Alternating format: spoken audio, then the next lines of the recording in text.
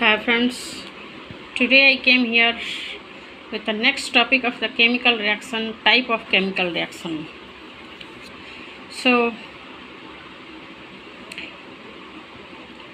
पहले जानते हैं कि what is chemical reactions and what happens in these reactions.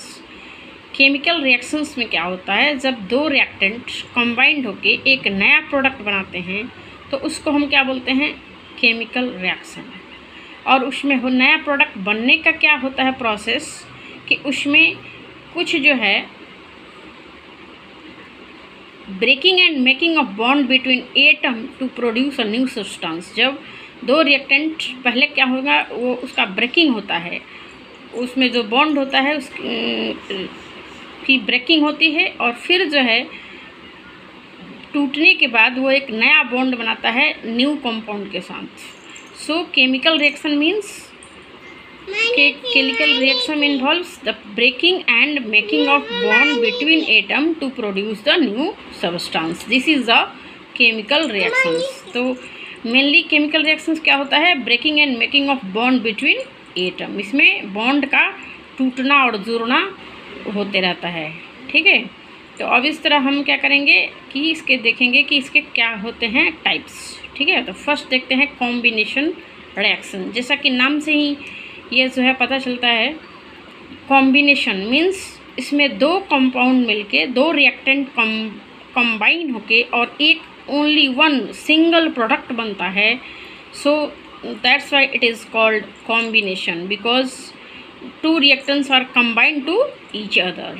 तो यहाँ पे देख सकते हैं आप, कैल्शियम ऑक्साइड और प्लस H2O, इन दोनों का कॉम्बिनेशन से बनता है कैल्शियम हाइड्रोक्साइड, जिसको स्लैक्ड लाइम भी बोलते हैं। और कैल्शियम ऑक्साइड को क्या बोलते हैं, क्विक लाइम, ठीक है। इसको क्विक लाइम बोलते हैं, कैल्शियम ऑक्साइड को क्विक लाइम बोलते हैं। इसमें जब हम वाटर को पोर करते हैं तो ये बन जाता है calcium hydroxide slaked lime, plus heat जो है वो जनरेट होता है। तो यहाँ पे देख लीजिए आप, दो रिएक्टेंट मिलके और एक सिंगल प्रोडक्ट बनाया है calcium hydroxide. So this is the example of combination reaction. अब नेक्स्ट जो है हम एक इंटरेस्टिंग बात आपको बताते हैं कि जब हम दीवार की पॉलिशिंग बनाते हैं तो पहले चूने का घोल बनाते हैं। वो चूना जो क्या है, यही कैल्शियम, वो चूना जो है वो होता है कैल्शियम ऑक्साइड, ठीक है। कैल्शियम ऑक्साइड, उसमें वाटर डालते हैं तो वो बनाता है कैल्शियम हाइड्रोक्साइड, ठीक है। फिर उससे को हम क्या करते हैं, इसी कैल्शियम हाइड्रोक्साइड जिसको स्लैक्ड लाइम बोलते हैं, इसी से दीवार की पुताई कर देते हैं। और फिर जो है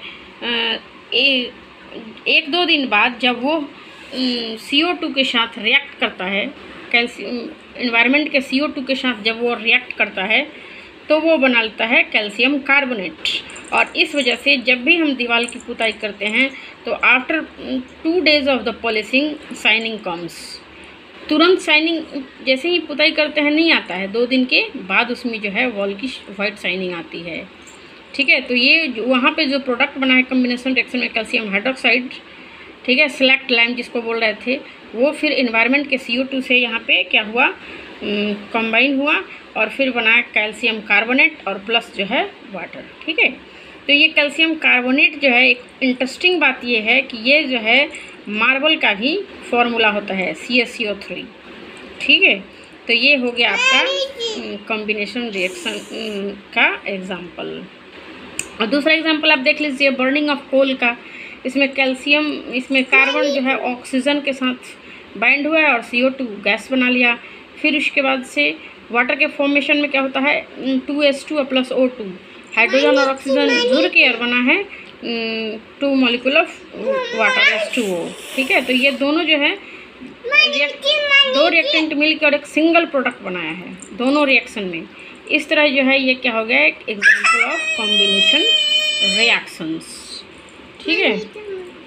अब इस प्रोसेस में क्या होता है, कुछ रिएक्शंस में हीट जो है रिलीज होता है और कुछ में हीट जो है वो हीट का यूज़ किया जाता है, ठीक है। तो जिस रिएक्शंस में हीट रिलीज होता है उसको बोलते हैं एक्सोथर्मिक रिएक्शन, और जिसमें हीट जो है प्रोड्यूस होता है, हीट जिसमें यूज़ किया जाता है रिएक्शन होने के लिए, उसको एंडोथर्मिक रिएक्शन ठीक है। तो यहाँ पे आप देख लीजिए एक एग्जांपल है, कम ग्लूकोज जो है यहाँ पे C6H12O6, ये जब ऑक्सीजन के साथ ग्लूकोज का जब ऑक्सीडेशन होता है, जब हम भोजन लेते हैं तो भोजन में क्या होता है, कार्बोहाइड्रेट का उसका ब्रेकडाउन होता है, फिर वो ग्लूकोज में कन्वर्ट होता है। ग्लूकोज जब ऑक्सीजन के प्रेजेंस में उसका डाइजेशन होता है हमारे इंटेस्टाइन में, आई मीन सेल में, तो जो है उसको वो बनाता है CO2 और प्लस वाटर और प्लस एनर्जी मीन्स ATP। ठीक है, तो यहाँ पे ये क्या हो गया, क्या हुआ है, एनर्जी रिलीज हुई है, यहाँ पे एनर्जी प्रोड्यूस हो रही है, तो ये क्या हो गया, एक्सोथर्मिक रिएक्शंस। ठीक है, यहाँ पे एनर्जी बन रही है, निकल रही है, तो इसलिए एक्सोथर्मिक रिएक्शंस। और ये क्या है, रेस्पिरेशन का जो है एक एग्जांपल है। ग्लूकोज ऑक्सीजन के प्रेजेंस में उसका ब्रेकडाउन होता है और बनता है कार्बन डाइऑक्साइड, वाटर और प्लस एनर्जी। ठीक है, इसको बोलते हैं ग्लूकोज ऑक्सीडेशन। तो ये हो गया एक्सोथर्मिक रिएक्शन, क्योंकि इसमें यहाँ पे क्या हो रहा है, हीट जो है वो रिलीज हो रहा है, एनर्जी रिलीज हो रहा है। और जिस प्रोसेस में यहाँ पे कॉम्बिनेशन रिएक्शंस में यहाँ पे भी हीट रिलीज हो रहा है कॉम्बिनेशन रिएक्शन में, और यहाँ पे एनर्जी रिलीज हो रहा है ऑक्सीडेशन, ग्लूकोज के ऑक्सीडेशन में। मतलब इस प्रोसेस में एनर्जी जो है वो रिलीज होती है। तो ये क्या हो गया प्रोसेस, ये एक्सोथर्मिक रिएक्शन हो गया। ठीक है, अब जो है ये हो गया आपका एग्जाम्पल एक कॉम्बिनेशन रिएक्शंस का। अब हम दूसरा देख लेते हैं कि डिकम्पोजिशन रिएक्शंस क्या है। जैसे कि आप एक फार्मूला आपको हम बताते हैं कॉम्बिनेशन रिएक्शंस के लिए, आप कि यहाँ पे क्या हो रहा है, कंबाइन हो रहा है। तो जैसे समझ लीजिए माइंड में याद रखने के लिए कि 1 + 1 ऐड करके 2 बनता है, तो 2 क्या हो गया, प्रोडक्ट हो गया, और 1 + 1 क्या हो गया, ये देख लीजिए 1 + 1 2, ये कॉम्बिनेशन रिएक्शंस का जो है वो हो गया। एक फार्मूला समझ लीजिए, याद कर रखने के लिए एक ट्रिक हो गई। तो यहाँ पे क्या हो रहा है, 1 है, समझ लीजिए कि ये क्या हो गया, रिएक्टेंट। तो 1 + 1 बन के क्या एक सिंगल क्या प्रोडक्ट बना है, 2, तो 2 क्या हो गया, प्रोडक्ट। और ये हो गया 1 + 1 क्या हो गया, ये 2 रिएक्टेंट हो गए। ठीक है, तो याद रखने के लिए फार्मूला अच्छी है। तो इसलिए ये हो गया, यहाँ पे 1 + 1 का क्या हुआ है, कॉम्बिनेशन, इसलिए इसको क्या बोलते हैं, कॉम्बिनेशन रिएक्शंस। ठीक है, चलिए यहाँ पे मैंने नोट्स भी बनाए हैं। तो एक्सोथर्मिक रिएक्शंस ये वो होता है, कॉम्बिनेशन रिएक्शन में क्या होता है, एक्सोथर्मिक रिएक्शंस ये होता है। ठीक है, अब आपको जो है नेक्स्ट लेवल पे ले चलते हैं, डिस्प्लेसमेंट रिएक्शंस। ठीक है, अब नहीं, डिकम्पोजिशन रिएक्शन। अब वहाँ पे क्या हो रहा है, वहाँ पे फॉर्मेशन हो रहा था, कॉम्बिनेशन हो बन के, और यहाँ पे डिकम्पोजिशन हो रहा है, मतलब यहाँ पे सिंगल प्रोडक्ट जो है वो टूट रहा है। इसको हम क्या बोल सकते हैं, वहाँ पे देखे थे कि 1 + 1 मिलकर 2 बनाया है, तो यहाँ पे 2 जो है वो उसको हम तोड़ेंगे, 2 को तोड़ेंगे तो ये कन्वर्ट हो जाएगा किसमें, 1 + 1 में। तो ये क्या हो गया, डिकम्पोजिशन रिएक्शन। डिकम्पोजिशन का मीन्स होता है विघटन, टूटना, कंपोजिशन मतलब बनना, और डिकम्पोज मतलब टूटना। ठीक है, तो ये डिकम्पोजिशन रिएक्शन सब इसमें आप देख सकते हैं। तो उसमें क्या हो रहा था कि 2 रिएक्टेंट कंबाइन होकर और एक सिंगल प्रोडक्ट बना रहा था। इसमें एक सिंगल प्रोडक्ट जो है वो टूट के हीट के प्रेजेंस में वो क्या हो रहा है, मोर देन 1 प्रोडक्ट जो है यहाँ पे देख रहे हैं कि आप बन रहा है, इसलिए इसको बोलते हैं डिकम्पोजिशन। यहाँ पे टूट रहा है।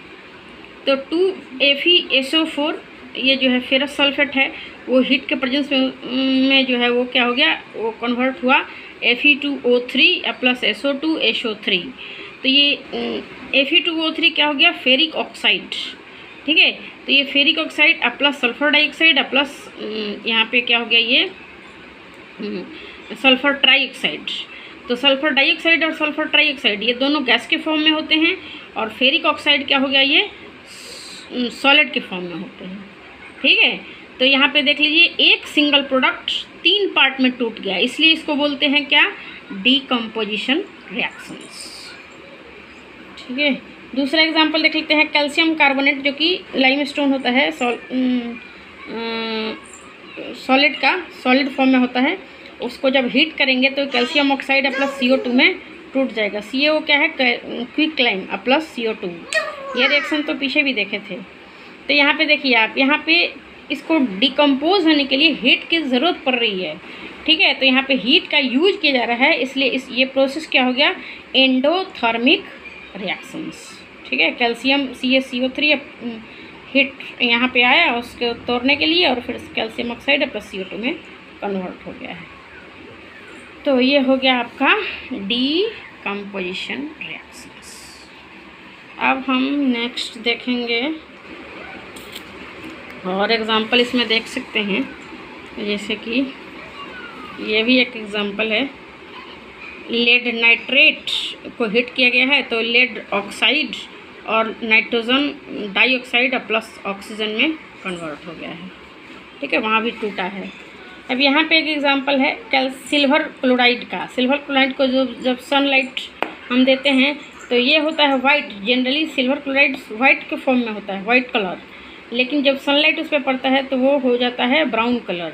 और ये ब्राउन कलर जो दिखता है वो क्यों होता है, क्योंकि वो टूट गया है सिल्वर और प्लस क्लोरीन में, इसलिए उसका कलर हो जाता है ब्राउन।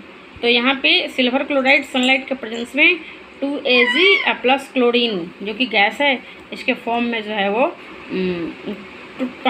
कन्वर्ट हो जाता है, टूट जाता है, ठीक है। तो ये हो गया एग्जाम्पल किसका, डीकम्पोजिशन रिएक्शन का। सब में जो है एक सिंगल प्रोडक्ट टूट के और मोर देन वन प्रोडक्ट में कन्वर्ट हुआ है, जबकि in case of combination reactions वहाँ पे more than one reactant combine होके और जो है एक सिंगल प्रोडक्ट में कन्वर्ट हुआ है। So this is the difference between combination reactions and decomposition reactions, ठीक है। एक और एग्जाम्पल देख लेते हैं इस पे, इसका 2 सिल्वर ब्रोमाइड सनलाइट के प्रेजेंस में ये क्या हो गया, 2Ag प्लस ब्रोमीन जो कि गैस के फॉर्म में होता है। ये जो रिएक्शंस है, इस रिएक्शंस का यूज़ किया जाता है हम किस में करते हैं, ब्लैक एंड वाइट फोटोग्राफी में इसका यूज़ करते हैं, ठीक है। तो डिकम्पोजिशन रिएक्शंस के लिए एनर्जी की ज़रूरत होती है, क्योंकि वहाँ तोड़ने की ज़रूरत होती है। तो ये हो गया एंडोथर्मिक रिएक्शंस, और ये एनर्जी किसी भी फॉर्म में हो सकता है, हीट, लाइट, इलेक्ट्रिसिटी, जो कि उसको रिएक्टेंट को तोड़ता है, ब्रेक डाउन करता है रिएक्टेंट को। और रिएक्शन जिसमें एनर्जी ऑब्जर्व होती है वो हो गया एंडोथर्मिक रिएक्शंस। अब ये दो हो गए एग्जाम्पल, कॉम्बिनेशन रिएक्शंस और डीकम्पोजिशन रिएक्शन। तो कॉम्बिनेशन रिएक्शन में क्या है, वहाँ पे कंबाइन हो रहा है, तो उसके लिए जो है वहाँ पे क्या चाहिए, एनर्जी यूटिलाइज किया जाता है, इसलिए वो एंडोथर्मिक हो गया।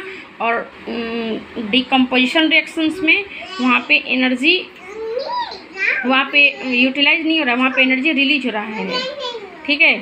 1 + 1 बन के और 2 बन रहा है, तो वहाँ पे जो है 2 रिएक्टेंट मिलकर और एक सिंगल प्रोडक्ट बनाते हैं, प्लस हीट या एनर्जी जो भी है वो रिलीज होता है। तो वो कॉम्बिनेशन रिएक्शन, वहाँ पे हीट या एनर्जी रिलीज होता है, इसलिए वो एक्सोथर्मिक रिएक्शन हो गया। और डिकम्पोजिशन रिएक्शन जो है वो एंडोथर्मिक हो गया, क्योंकि इसमें एक सिंगल रिएक्टेंट को तोड़ने के लिए heat energy, light energy, sunlight, बहुत सारे जो एनर्जी के फॉर्म्स हैं जो भी हो उसका यूज़ करते हैं, मतलब उसका यूटिलाइज करते हैं। तो इस तरह जो ये हो गया क्या, एक एंडोथर्मिक रिएक्शंस। अब in next class we will see the displacement reactions. That's all. If you like my video, please subscribe, share and channel. Subscribe, share and like. Thank you.